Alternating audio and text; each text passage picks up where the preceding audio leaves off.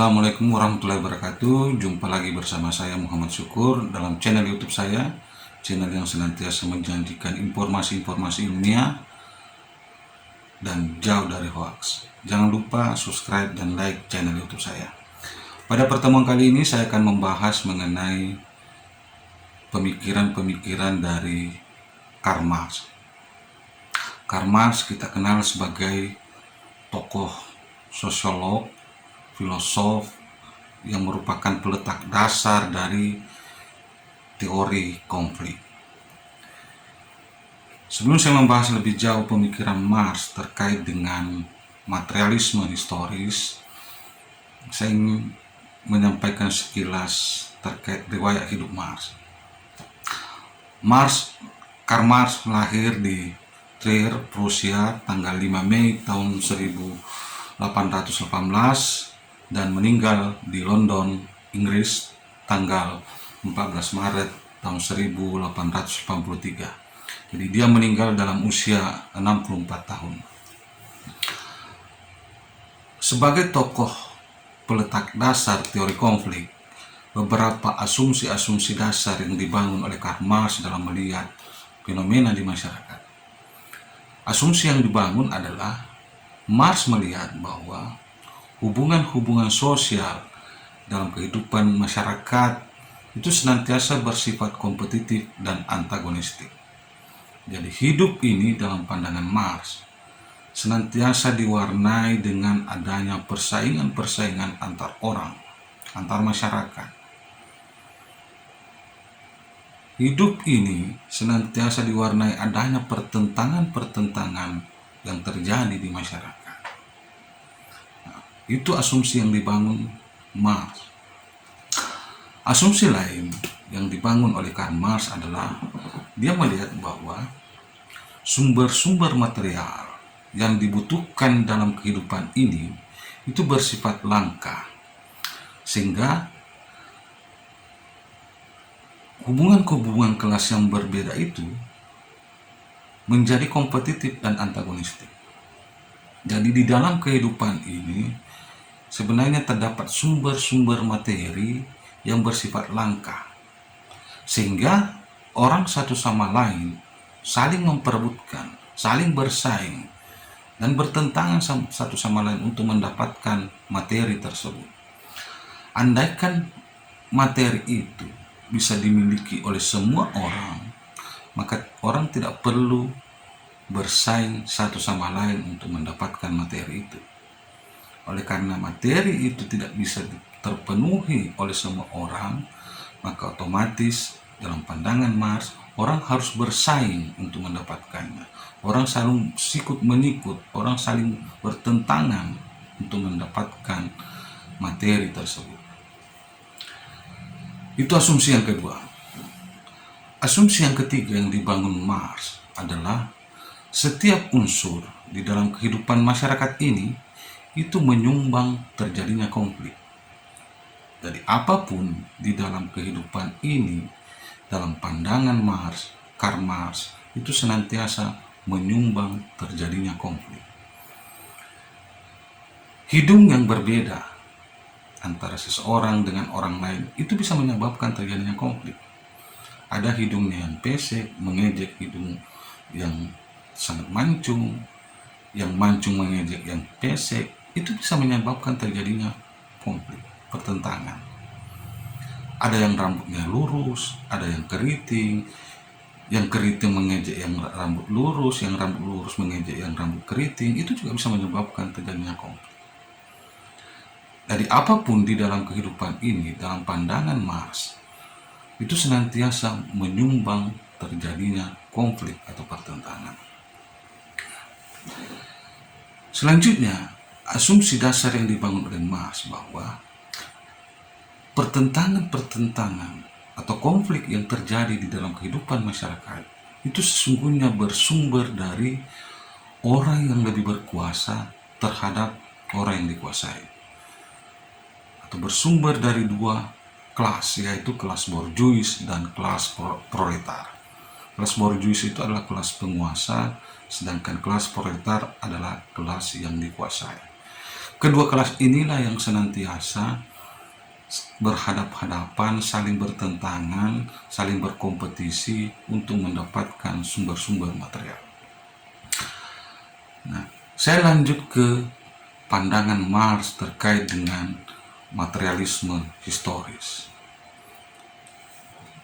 Konsep ini dibangun oleh Marx dalam rangka melihat sejarah peradaban manusia dalam memperebutkan materi. Materialisme historis sesungguhnya sebuah cara pandang yang dikemukakan oleh Marx dalam rangka melihat sejarah peradaban manusia di dalam mendapatkan atau merebut materi di dalam kehidupan ini. Secara garis besar, ada 5 tahap dalam sejarah peradaban manusia yang dilalui untuk memperebutkan materi tersebut. Pada tahap pertama, yaitu pada tahap komunitas suku-suku bangsa primitif. Pada tahap ini, di mana kepemilikan materi, kepemilikan harta benda itu bersifat kolektif, dimiliki oleh semua komunitas, dimiliki oleh semua masyarakat. Sistem pembagian kerja pada masa komunitas suku bangsa primitif ini relatif sangat sedikit. Jadi pada tahap pertama ini sesungguhnya adalah sebuah tahap peradaban di mana manusia masih mengenal yang namanya meramu. Mereka mencari sumber-sumber makanan dari sekitar rumah mereka, dari sekitar tempat tinggal mereka. Nah, jadi baik laki-laki maupun perempuan, semua terlibat di dalam proses pencarian nafkah, proses pencarian materi. Anak-anak pun terlibat ketika dia sudah beranjak dewasa. Nah, hasil-hasil yang didapatkan dari kegiatan meramu ini, mencari sumber-sumber nafkah di sekitar tempat tinggal, itu tidak ada yang mengklaim miliknya, tapi itu dimiliki oleh semua komunitas dalam suku-suku tersebut. Siapapun boleh mengambil, boleh memanfaatkan sesuai dengan kebutuhan mereka. Tidak ada yang memiliki, tidak ada.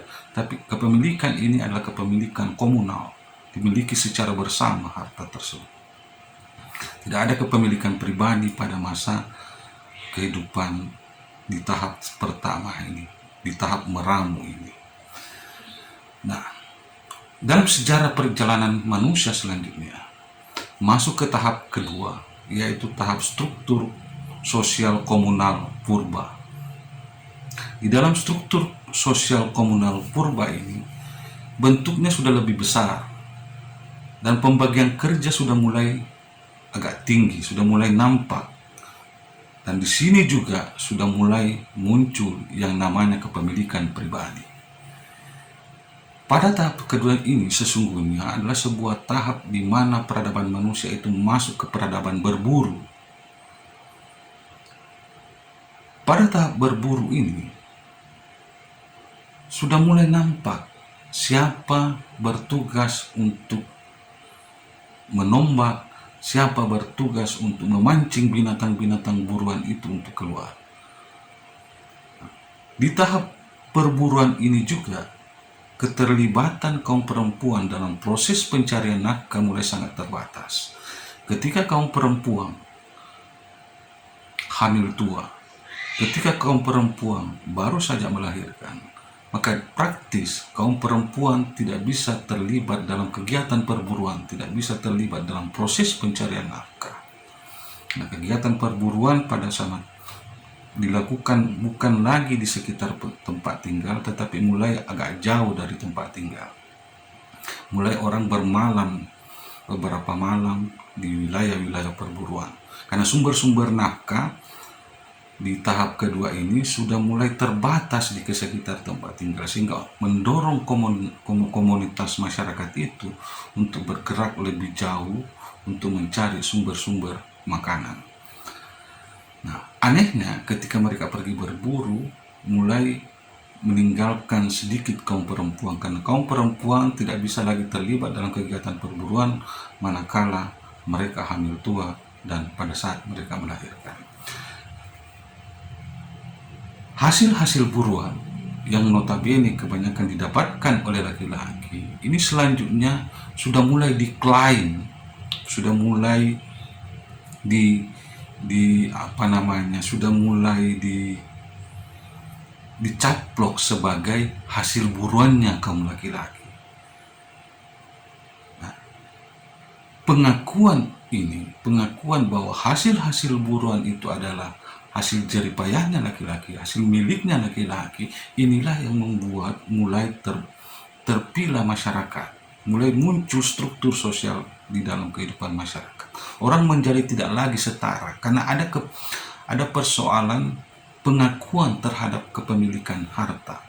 Jadi perempuan karena mereka tidak terlibat dalam kegiatan perburuan, praktis mereka sudah mulai berada di bawah laki-laki karena mereka tidak memiliki harta.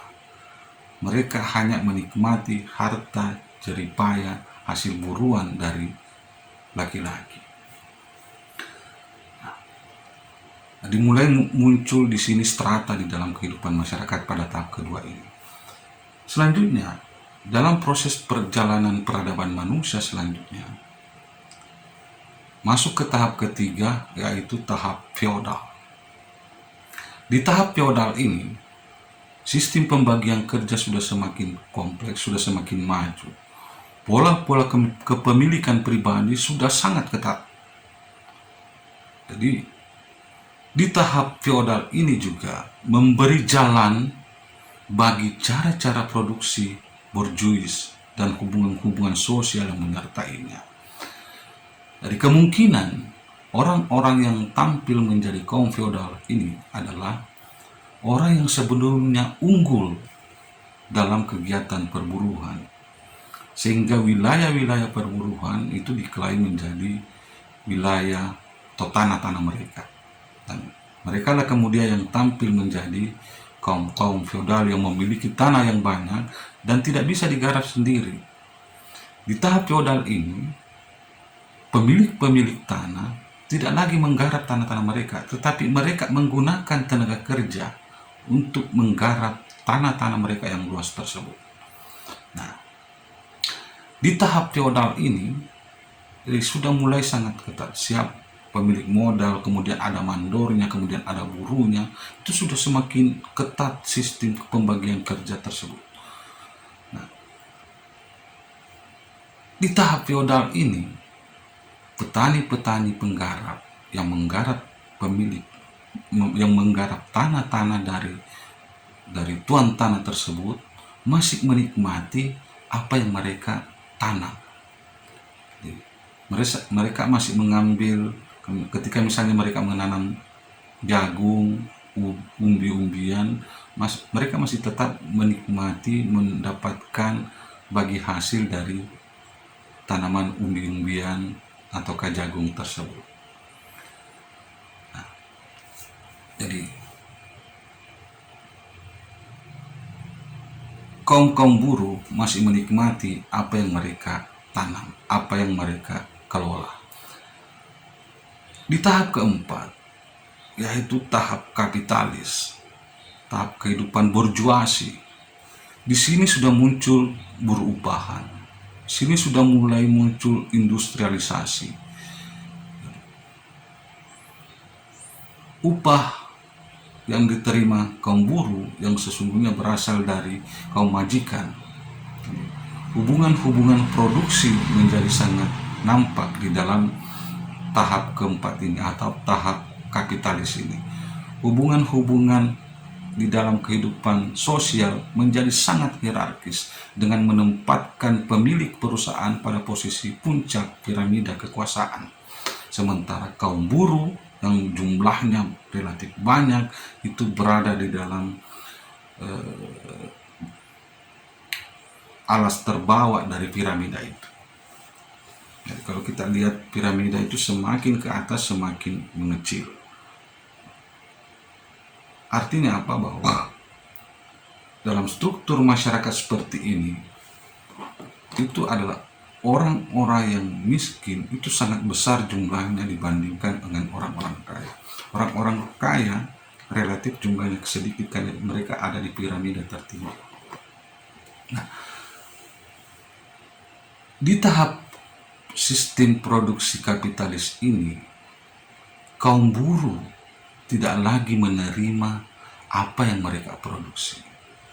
Karena mereka sudah menerima upah. Ketika misalnya mereka memproduksi, kaum buruh memproduksi sepatu, kaum buruh tidak digaji dengan sepatu, tidak diberikan dengan sepatu, tapi mereka diberikan dengan uang. Jadi belum tentu apa yang mereka produksi bisa mereka dapatkan. Ketika misalnya gaji yang mereka terima tidak mampu membeli apa yang mereka produksi, maka bisa saja terjadi kaum buruh tidak akan mendapatkan apa yang mereka hasilkan. Jadi contoh sederhananya misalnya seorang buruh pabrik Adidas belum tentu bisa menggunakan sepatu Adidas karena mereka mendapatkan upah dari bekerja menjadi produsen. Mereka hanya buruh di pabrik Adidas tersebut. Katakanlah misalnya gajinya hanya 1.500.000, dia akan membiayai keluarganya. Harga sepatu Adidas itu sekitar 1 juta lebih. Mana mungkin dia bisa mendapatkan apa yang mereka produksi dengan gaji 1.500.000. Jadi betapa kehidupan di tahap ini menjadi sangat ironis, karena kaum buruh mendapatkan upah sehingga belum tentu mereka bisa mendapatkan apa yang mereka produksi. Jangan heran misalnya buruh pabrik sepatu Adidas tetapi menggunakan sepatu Adidas, bukan merek Adidas. Mereka menggunakan sepatu biasa. Jangan heran misalnya jika buruh pabrik Sony tetapi di rumah mereka hanya menggunakan televisi Kongka merek Cina. Karena mereka tidak bisa membeli dengan gaji yang mereka terima dari kapitalis, tidak mampu membeli apa yang mereka hasilkan sendiri. Nah, pada tahap yang kelima, yaitu tahap sosialis komunis. Pada tahap ini, di mana kepemilikan pribadi tidak ada lagi, kelas tidak ada lagi. Inilah masyarakat impian yang diinginkan oleh Karl Marx, di mana di dalam kehidupan ini orang berdiri sama tinggi, duduk sama rendah. Ketika misalnya orang mendapatkan harta yang banyak, mereka harus store ke negara, nanti negara yang mendistribusikan kepada semua elemen masyarakat sesuai dengan kebutuhannya, bukan sesuai dengan keinginan masyarakat. Tapi katakanlah misalnya satu keluarga dia mendapatkan gaji 100 juta, tetapi anggota keluarganya hanya 3 orang, maka dia akan diberikan gajinya yang 100 juta itu harus di-store ke negara, kemudian negara kemudian mendistribusikan sesuai dengan kebutuhan 3 orang dari orang yang bergaji 100 juta tersebut. Nah, inilah masyarakat impian yang diinginkan oleh Karl Marx. Banyak orang menuding bahwa tahap sosialis komunis ini adalah sebuah masyarakat ilusi, masyarakat yang hanya ada di dalam pemikiran tetapi susah mewujudkan dalam kenyataan. Sebuah impian yang hanya indah dipikirkan tetapi sulit diwujudkan dalam kenyataan. Kenapa dikatakan seperti itu? Karena di dalam hidup ini selalu saja ada orang yang dihargai karena memiliki kelebihan-kelebihan tertentu, sehingga untuk mewujudkan orang berdiri sama tinggi, duduk sama rendah itu sulit dilakukan. Nah, inilah konsep Marx terkait dengan materialisme historis. Jadi 5 tahap perkembangan peradaban manusia dalam pandangan Karl Marx yang selanjutnya dibungkus menjadi konsep materialisme historis. Tahap terakhir adalah tahap sosialis komunis, di mana kepemilikan pribadi tidak ada dan masyarakat tanpa kelas. Ini pernah dipraktekkan oleh Soviet, namun Soviet runtuh. Cina hari ini salah satu-satunya negara sosialis. Meskipun dia sosialis, tetapi dalam praktek-praktek ekonomi tidak lagi murni menggunakan sistem sosialis. Meskipun dia negara komunis, tetapi praktek-praktek ekonomi yang dijalankan oleh Cina dewasa ini tidak lagi mengarah kepada praktek sosialis murni. Saya kira ini yang bisa saya sampaikan terkait dengan pemikiran-pemikiran Marx terkait dengan konsep materialisme historis. Sampai jumpa pada kesempatan yang lain. Sekian, Assalamualaikum warahmatullahi wabarakatuh.